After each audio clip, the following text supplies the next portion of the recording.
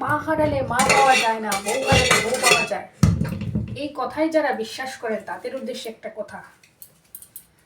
দুজন মা এবং বউ দুইজন হচ্ছে দুই মেরু, একজন হচ্ছে জননী, একজন হচ্ছে ঘরণী।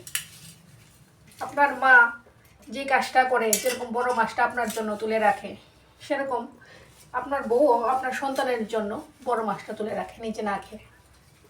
আপনার বউ সারা জীবনের জন্য সব কিছু ছেড়ে আপনার কাছে চলে আসে, তার আশা ভরসা শুধুমাত্র আপনি।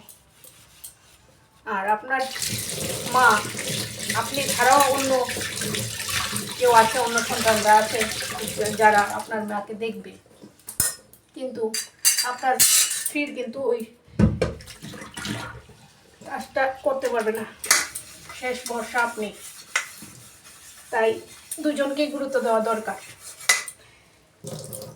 দুজন হচ্ছে জননী, একজন হচ্ছে আপনার সহধর্মিণী, আর একজন হচ্ছে আপনার জননী।